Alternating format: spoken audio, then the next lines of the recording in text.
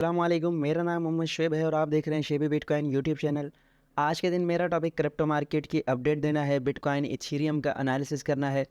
साथ ही मार्केट की कुछ रैंडम न्यूज़ हैं वो आपसे शेयर करूंगा और बाइनांस यूएस ने सस्पेंड कर दिया है विड्रॉवल्स को, उस बारे में बात करेंगे और मैं आपसे मार्केट की थॉट्स शेयर करूंगा। मेरे हिसाब से मार्केट को किस तरफ जाना चाहिए। सबसे पहले यहाँ पर बीटीसी का चार्ट मेरे पास ओपन है और बिटकॉइन जो है हमारे पास डाउन ट्रेंड में ही जा रहा है और इस ट्रेंड लाइन को अप साइड पर रेजिस्ट करके डाउन साइड पर आ रहा था काफ़ी ज़्यादा दिनों से। और अगर यहाँ पर हम कैलकुलेट करें तो ऑलमोस्ट यहाँ पर जो है हमारे पास 61 दिनों से यानी 2 माह से इसी ट्रेंड लाइन के नीचे ये ट्रेड कर रहा है। और अभी जो है हमारे पास करंट सिचुएशन में अप साइड की आपको ये जो येलो लाइन नज़र आ रही है, ये 50 मूविंग एवरेज है, इसको रेजिस्ट कर रहा है पिछले हफ्ते से। और अभी दोबारा से जो है यहाँ पर इसने एक जंप लगाया था, रिक्लेम किया था 100 मूविंग एवरेज को, फिर इसने रेजिस्ट किया 50 मूविंग एवरेज को, फिर उससे नीचे आ गया। अब दोबारा जो है ये इस पर्पल लाइन को जो है रेजिस्टेंस के तौर पर फेस कर रहा है और इसके आसपास जो है ये रीटेस्ट हो रहा है, यानी एक किस्म का कंसोलिडेट कर रहा है 2 दिन से बीटीसी। और हमारे पास वीकेंड आने वाला है तो वीकेंड में वॉल्यूम स्लो होता है, तो इतना ज़्यादा मैं प्रेशर एक्सपेक्ट नहीं कर रहा।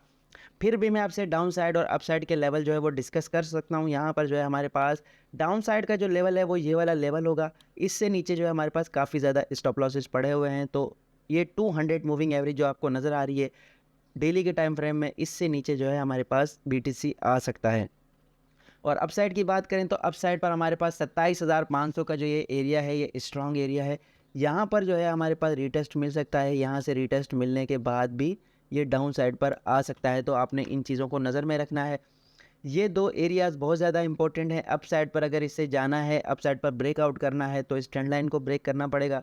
और अगर डाउन साइड पर जाना है तो यहाँ हमारे पास 200 मूविंग एवरेज है, इससे नीचे अगर ये जाएगा तो फिर हमारे पास जो है चांसेस होंगे कि हम जो है फिर यहाँ पर अकॉर्डिंग टू प्राइस एक्शन, यहाँ पर इसका ये बुलिश ऑर्डर ब्लॉक है और यहाँ पर जो है कैंडल्स में गैप भी मौजूद है, तो इस गैप को ये फिल करेगा और उसके बाद जो है हम एक्सपेक्ट कर सकते हैं कि बिटकॉइन जो है ये ऊपर जा सकता है। तो फिलहाल मेरे मेन लेवल ये हैं, फिलहाल जो है अगर इस एरिया को ये होल्ड करता है, यहाँ पर जो है इस जगह तक आ सकता है मोस्ट प्रोबेबली, उसके बाद जो है अपसाइड पर जाएगा लिक्विडिटी लेकर। और अगर इसने यहाँ पर जो है डाउन साइड पर आना है तो फिर जो है ये यहाँ तक आ सकता है। ये इसका मैक्सिमम एरिया है 19,000, इस जगह पर जो है इसका एक बुलिश ऑर्डर ब्लॉक है, इससे नीचे थोड़ा सा लिक्विडिटी लेके फिर दोबारा से जो है हमें पंप करता हुआ मिल सकता है। और एक बात याद रखें, जब मार्केट में एक्सट्रीम फेयर होता है तभी हमारे पास इन्वेस्टिंग का टाइम होता है। अगर आपने यहाँ पर जो है फोमो किया था कि यार यहाँ पर बाय कर लिया या फिर यहाँ पर बाय कर लिया, तो ये कोई अक्लमंदी वाला फ़ैसला नहीं था। अक्लमंदी वाला फ़ैसला तब होता है जब सारे के सारे इन्वेस्टर जो है फ़ियर में हों, खौफ में हों, उस वक़्त जो बंदा दिल बड़ा करके बाइंग करता है वही जो है प्रॉफिट बनाता है। और इथीरियम की बात करते हैं, इथीरियम जो है बीटीसी से थोड़ा सा डिफरेंट मूव कर रहा है। फिलहाल इथीरियम ने अपनी डेली की वीकली 200 मूविंग एवरेज को यहाँ पर रिटेस्ट नहीं किया है। अगर ये रिटेस्ट करेगा तो यहाँ पर हमारे पास स्ट्रॉन्ग एक हॉरिजॉन्टल सपोर्ट भी मौजूद है और इस हॉरिजॉन्टल सपोर्ट से इसे बाउंस मिल सकता है। लेकिन जैसे कि मैंने बताया 2 माह से बीटीसी जो है इस ट्रेंड लाइन के नीचे ट्रेड कर रहा है, तो इथीरियम भी सेम वैसा ही रिएक्ट कर रहा है, तो इसे जो है यहाँ पर आने के बाद स्ट्रॉन्ग पुश मिल सकता है। और स्ट्रॉन्ग पुश मिलने के बाद फिर हम डाउन साइड के लेवल्स को डिस्कस करेंगे। अब यहाँ पर भी मैं आपसे 2 लेवल डिस्कस करता हूँ। यहाँ पर अपसाइड का लेवल, जब तक हम इस लाल रंग की लाइन से अबव ट्रेड करते रहेंगे हम सेफ हैं, इथीरियम सेफ है। और जैसे ही इससे नीचे आएगा तो यहाँ पर स्ट्रॉन्ग लिक्विडिटी मौजूद है, यहाँ पर आकर भी ये बाउंस ले सकता है। अगर बाउंस नहीं लेता या फिर यहाँ तक कंसोलिडेट करता है तो फिर इसके डाउन साइड के लेवल्स को हम कंसिडर करेंगे और यहाँ पर फिर हमारे पास एक्सट्रीम जो इसका लेवल होगा, यहाँ पर हमारे पास बुलिश ऑर्डर ब्लॉक भी है। और यहाँ पर हमारे पास एरिया अगर हम डिस्कस करें तो $1400 से लेकर यहाँ पर हमारे पास $1700 का एरिया है। फिर इस एरिया को जो है हम ट्रेड कर सकते हैं स्विंग ट्रेड के हिसाब से। और उसके अलावा यहाँ पर बात करें तो कॉइन बेस का मैंने आपको बताया था कि कॉइन बेस जो है यूएस में पब्लिकली एक स्टॉक मार्केट का दर्जा रखती है और स्टॉक मार्केट के हवाले से एड है, तो उसका जो टोकन है वो कॉइन है। यहाँ पर ये कैथी वुड इस औरत का नाम है और ये इन्वेस्टमेंट के हवाले से किसी बड़ी कंपनी के मैनेजर भी है और काफ़ी बड़ा नाम है इसका फाइनेंशियल मार्केट में। तो इसने जो है दोबारा से, जबकि कॉइन बेस पर स्ट्रॉन्ग प्रेशर है, उस वक्त इसने पहले भी इसने बाय किए थे 11 मिलियन के, इसने दोबारा से 4,20,000 टोकन ख़रीदे हैं कॉइन बेस की कंपनी के और इसकी टोटल वर्थ अब हो गई है 5 लाख 590 मिलियन।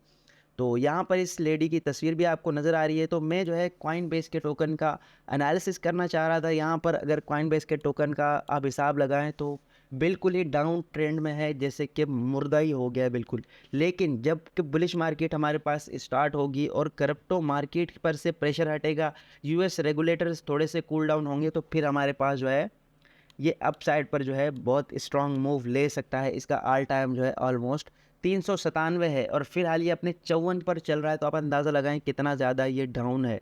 तो स्मार्ट मूव यही होता है कि आप जो है उस वक्त बाय करें जब पूरी मार्केट में एक किस्म का खौफ मौजूद है।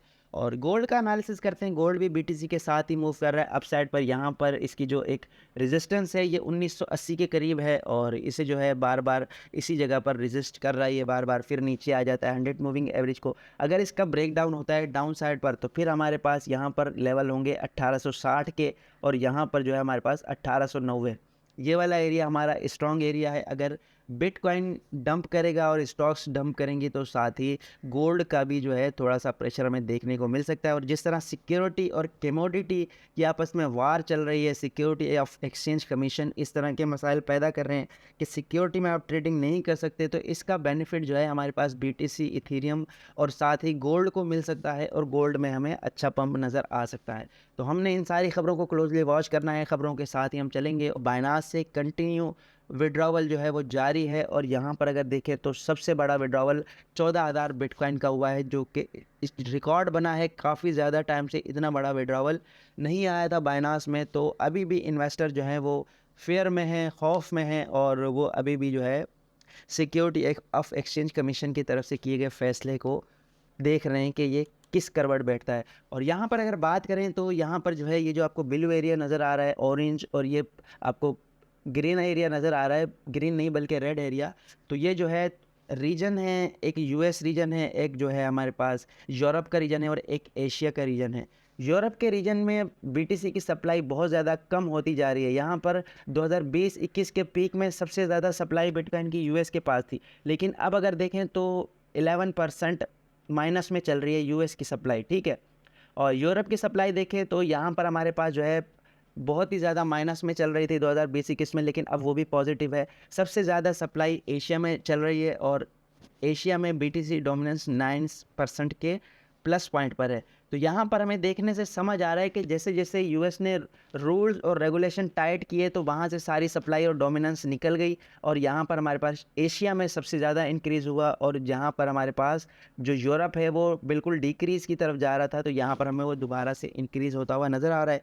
यानी हमारे पास यूएस को हटाकर यूरोप में और एशिया में बीटीसी की मार्केट जो है वो इंक्रीज़ हो रही है। अच्छा, यहाँ पर एक ट्रेडर ने शिप का एनालिसिस शेयर किया है। मैं आपसे जो है चार्ट पर जाकर इसका एनालिसिस शेयर करता हूँ।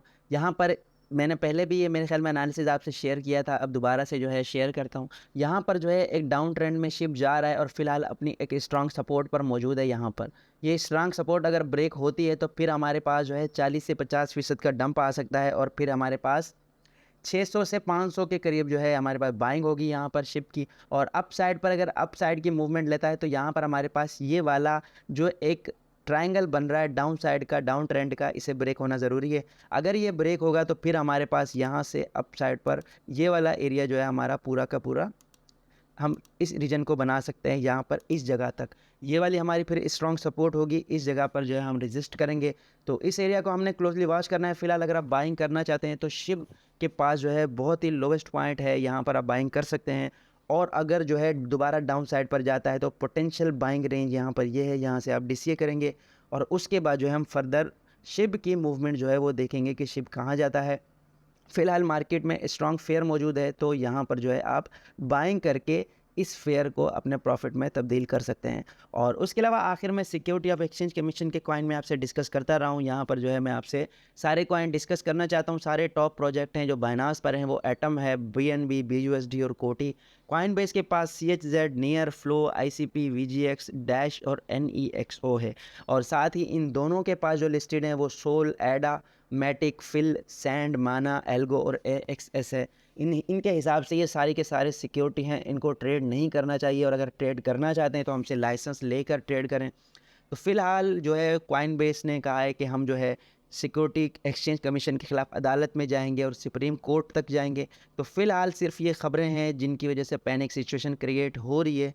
आगे आगे देखते हैं कि क्या होता है। अगर कोर्ट की तरफ से एक्सचेंजेस को बेनिफिट मिल जाता है तो फिर सिक्योरिटी ऑफ एक्सचेंज कमीशन को मुंह की खानी पड़ेगी। लास्ट में जो है इंटरेस्ट रेट की बात करते हैं। नेक्स्ट वीक हमारे पास इंटरेस्ट रेट हाइक आने वाली है और सबसे ज़्यादा जो एक्सपेक्टेशन है वो 74% की है कि इंटरेस्ट रेट जो है वो पॉज कर दिया जाएगा। और अब जो है एक्सपेक्टेशन बदल भी सकती हैं। हमने जो है सबसे पहले सीपीआई डेटा को देखना है। एक दिन पहले इंटरेस्ट रेट से एक दिन पहले सीपीआई डेटा आने वाला है। अगर सीपीआई डेटा ज़्यादा आता है तो फिर जो है हम इंटरेस्ट रेट बढ़ता हुआ देख सकते हैं।